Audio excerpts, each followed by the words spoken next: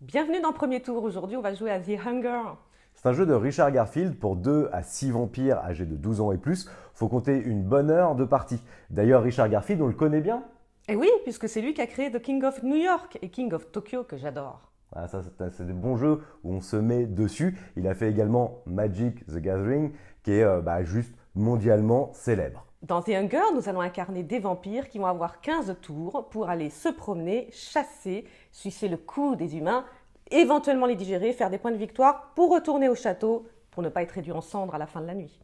Le principe, c'est un jeu de deck building où vous allez vous déplacer sur un plateau. Plus vous allez aller loin, plus vous allez marquer de points quand vous allez chasser les humains et vous allez avoir tout un tas de cases différentes qui vont donner une option particulière dès que je vais me déplacer dessus. Alors nos vampires vont partir du château pour y revenir après.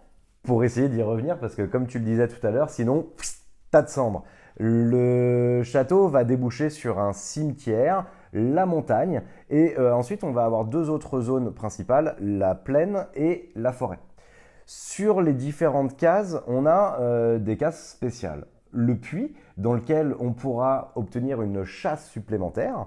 Les cryptes, qui nous permettront d'aller récupérer ces petites tuiles, qui sont en fait des objectifs qui, si elles sont validées, nous permettront de gagner des points à la fin de la partie. Et puis pendant le jeu, nous allons pouvoir chasser, et donc chasser grâce à cette piste de chasse, avec des cartes qui sont soit des pouvoirs, soit des familiers, soit des humains qu'on va pouvoir chasser. Ah oui, parce que quand même, on a les crocs. Ouais. Alors on commence ? C'est parti. Au départ, qu'est-ce qu'on a ? On a notre zone de jeu avec notre vampire et le deck. Également, au début de la partie, on a deux tuiles qui représentent des objectifs qu'on va pouvoir choisir. On en choisit une des deux. Alors, qu'est-ce que tu as, toi, Lola ? Alors moi, il se trouve que là, j'ai deux types de missions différentes, puisque j'ai une mission qui va permettre d'avoir des points à la fin de la partie, et une mission que je vais pouvoir utiliser pendant la partie. Alors par exemple, si vous chassez un humain dans les montagnes, défaussez cette mission pour chasser une carte gratuitement dans la même colonne. Donc ça, c'est un pouvoir immédiat que j'utiliserai une fois dans le jeu.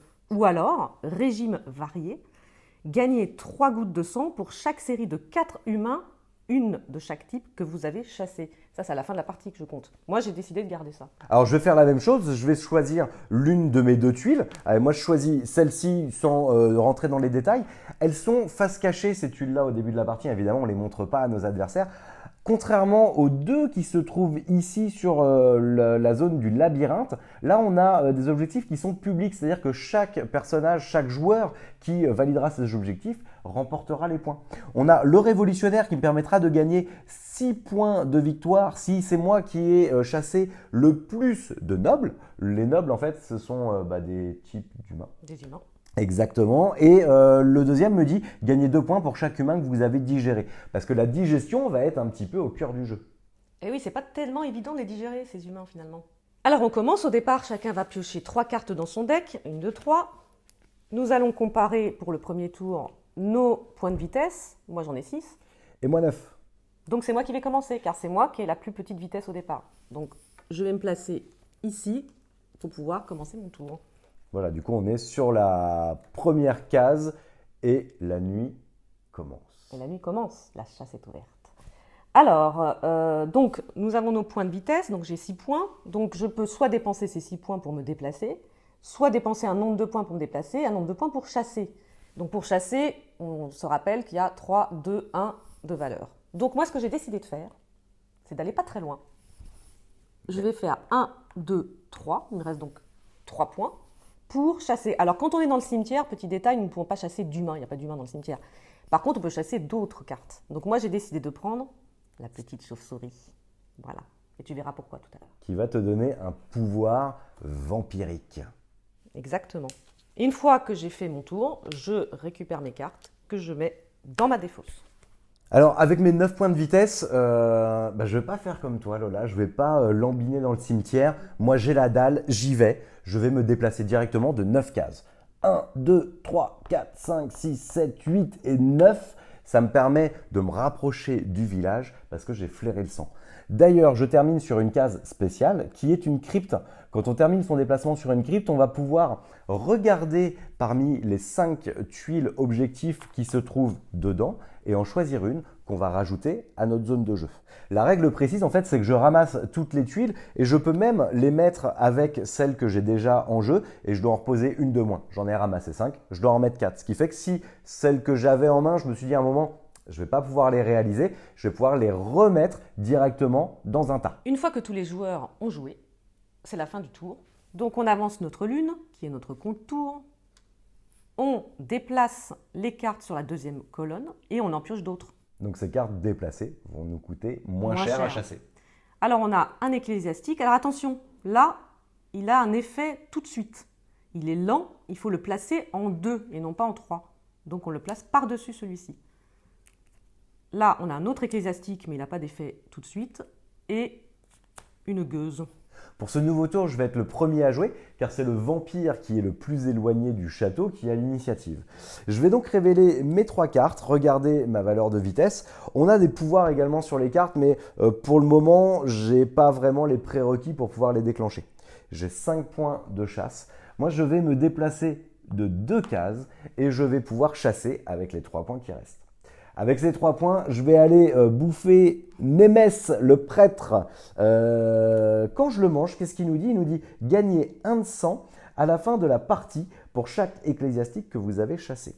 Ma pioche étant vide, je remélange ma défausse pour la reconstituer et je n'oublie pas de retourner mon jeton pour indiquer que j'ai joué mon tour. Lola, c'est à toi. Il se repose pendant que moi j'agis. Alors, donc je récupère mes 3 cartes. Là, j'ai 4, 5, 6, 7, 8 points. Donc 8 points de déplacement ou de chasse ou les deux. Voilà. Alors, qu'est-ce que je vais faire avec ces 8 points? Moi, j'ai un peu de retard, donc je vais quand même essayer de le rejoindre. 1, 2, 3, 4, 5, 6, 7, 8. Et ça tombe bien. 1, 2, 3, 4, 5, 6, 7, 8. Donc tu me rejoins sur la case où je me repose tranquillement. Et qu'est-ce qui se passe quand j'arrive sur la case d'un joueur? Eh bien, je peux le pousser. Paf! Et ça, c'est pas très sympa parce que si vous vous rappelez, il s'agit de revenir au château. Donc pour le moment, une case en moins, c'est pas très grave. Quand il faudra faire le chemin inverse, me faire repousser sans arrêt, ça va pas beaucoup me plaire. La nuit avance, les manches aussi, on passe à la 3e, on décale nos cartes sur la piste de chasse. Alors, il se passe un truc quand ils arrivent ici sur 1, c'est que quand on va chasser dans la colonne à 1 point, on n'aura pas le choix de récupérer l'une ou l'autre carte, on devra récupérer toutes celles qui se trouvent dans la case qu'on a choisie. Ce qui peut être bien. Mais aussi. Parfois pas terrible. Ça dépend. On verra ça plus tard. Et on va piocher nos 3 cartes pour compléter la piste. Un militaire. Alors, on va rendre disponibles les vampires pour entamer ce nouveau tour. Et d'ailleurs, Lola, c'est à toi de commencer puisque tu es la plus éloignée du château. Tout à fait. Donc, j'ai pioché mes 3 cartes. J'ai ma petite chauve-souris. Ça va être pratique ça. J'aime bien la petite chauve-souris parce que si je me déplace, je peux ignorer les cases puits ou occupées par des vampires. Ce qui fait que j'avance évidemment plus vite. Donc là, j'ai 4 et 2, 6 et 1, 7. Allez, je vais me déplacer. Donc j'ignore ce puits. 1, 2, 3, 4. Allez, je vais m'arrêter au coffre. C'est pas mal. Récupérer les 2 points de victoire qui sont inscrits sur ce petit coffre. Je les marque immédiatement sur la piste de score. Je regarde derrière. J'ai l'ombrelle et ça, c'est pas mal. Parce que l'ombrelle va me permettre, au 15e tour, de pouvoir jouer un tour supplémentaire.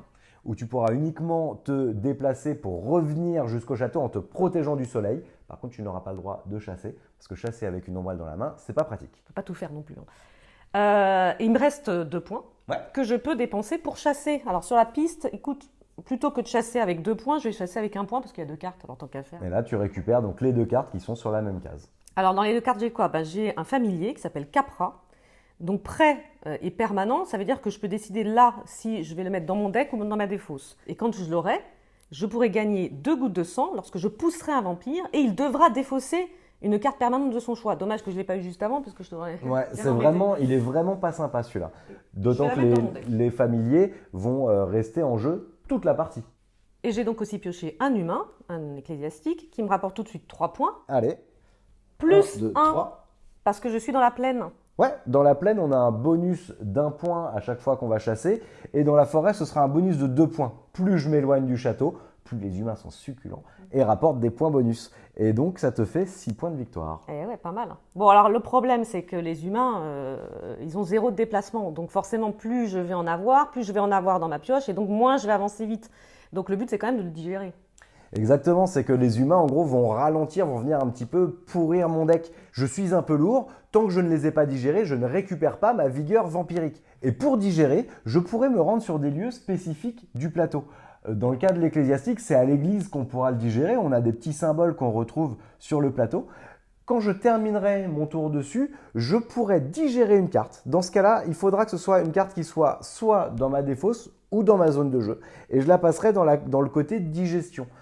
Il continuera à me rapporter ses effets de fin de partie s'il y en a, mais surtout, il ne reviendra pas dans ma pioche et donc pas dans ma main jusqu'à la fin du jeu. J'ai donc fini mon tour, je me repose tranquillement. Et c'est à moi de jouer. Alors, j'ai de mon côté, pour le moment, un déplacement de 5, j'ai en main un humain. Et ben, ça tombe plutôt pas mal parce que j'ai des effets de cartes. J'en ai un qui dit que la vitesse est de 1. Si j'ai un humain dans ma zone de jeu, c'est une vitesse de 3. Donc là, actuellement, finalement, j'ai une vitesse de 7. Alors, je vais me rendre vers ce lieu, vers la taverne. Il y aura peut-être des choses intéressantes à becqueter. 1, 2, 3, 4, 5. Il me reste donc 2 points de chasse. Et j'ai le droit ici, pour 2 points, de récupérer toutes les cartes qui se trouvent dans la taverne. Et donc, dans la taverne, c'est formidable. C'est pas 1, pas 2, mais 3 humains que je mange d'un seul coup. Alors, je vais tout de suite en marquer les points. Sur lui, j'ai 3 points, puisque je suis quand même dans la plaine, donc c'est 1 point de plus. Allez hop, dans la défausse. Ici, Bipo, c'est 1 point, donc avec le point bonus, 2 points. Lui, il a un effet qui est assez rigolo, c'est que c'est un alcoolique un petit peu, il a bu pas mal de bière. Et du coup, quand tu bois un humain qui lui-même est bourré, ça te rend confus. C'est-à-dire qu'à chaque fois que lui, il va sortir, je vais m'éloigner de 4 cases du château. Alors, ce qui peut être pas mal au début, parce que ça va me permettre de me déplacer plus vite. Par contre, quand il s'agira de revenir, si au début de chacun de mes tours, je m'éloigne de 4 cases du château, ça ne va pas le faire du tout. Et enfin, une nonne qui me rapporte donc 2 points plus le bonus et qui me dit enfin gagner 1 point bonus si vous la chassez dans la plaine, ce qui est le cas. Donc j'arrive gentiment à 9 points après avoir bien mangé. Par contre, tu vas être vachement ralenti là, parce que tu en as quand même 3 qui te font 0 point de vitesse. Il faudra forcément que j'aille digérer à un moment ou à un autre. Oui. Voilà, le jeu va continuer comme ça genre pendant 15 tours. Alors on peut aussi tomber sur des puits, les petites cases bleues. Les puits nous permettent de chasser, mais une deuxième fois dans la case 1. Donc ça peut être intéressant pour avoir pas mal de cartes. Ouais, complètement. Et si on arrive à aller jusqu'au bout du plateau, on se rendra au labyrinthe dans lequel on pourra récupérer une rose qui nous apportera des bonus assez intéressants pour marquer davantage de points. Par contre, on se retrouvera hyper éloigné du château, donc il ne faudra pas se louper pour pouvoir rentrer. D'ailleurs, sur le château, le premier qui arrive marquera un bonus de points et les joueurs suivants en gagneront un petit peu moins. Oui, parce que n'oubliez pas, il faut arriver au château. Au pire, dans le cimetière, on a juste moins 5 points, mais si vous arrivez dans la montagne, ni au cimetière ni au château, vous êtes complètement pulvérisé. Et d'ailleurs, un tas de cendres ne fait pas de point de victoire. Et non. Qu'est-ce que tu as pensé de ce jeu, Lola, à l'issue de notre partie ? Écoute, j'ai pensé que c'était quand même super sympa. Alors pourquoi ? Parce que incarner des vampires, déjà moi j'aime bien. Je suis pas la seule, je pense. Non, ce qui est assez sympa, c'est que en fait c'est un peu une aventure. On peut chacun décider si on va le plus loin possible pour aller récupérer la rose, manger un maximum d'humains ou avoir un maximum de points, en prenant le risque de ne jamais rentrer au château, ou alors de flâner un petit peu à côté et puis en fait de pas trop s'éloigner pour essayer de sauver la face. Moi, ce qui m'a plu, c'est le thème que je trouve vraiment fun et bien rendu. Le fait d'avoir ces humains, justement, qui ont bu de la bière, qui vont nous apporter des effets quand ils sont dans notre deck. Il y en a d'autres, on les a pas vus, qui sont épicés. Alors, l'humain épicé, il faudra vite que je me rende à un puits pour me désaltérer un grand coup. Le côté de j'ai bien mangé, du coup, je suis un petit peu lent, mais quand j'aurai digéré, ça va aller mieux. Comme tu le disais, ce petit côté de stop ou encore, est-ce que je vais plus loin pour gagner plus, mais je prends le risque de finir grillé à la fin de la partie, et puis l'interaction entre les joueurs, attends je te pousse, c'est ma place ici, non c'est moi, et tout ça nous fait un vrai jeu d'aventure. Le jeu est disponible en boutique, n'hésitez pas comme d'habitude à liker, partager, commenter et vous abonner. À très bientôt. À bientôt.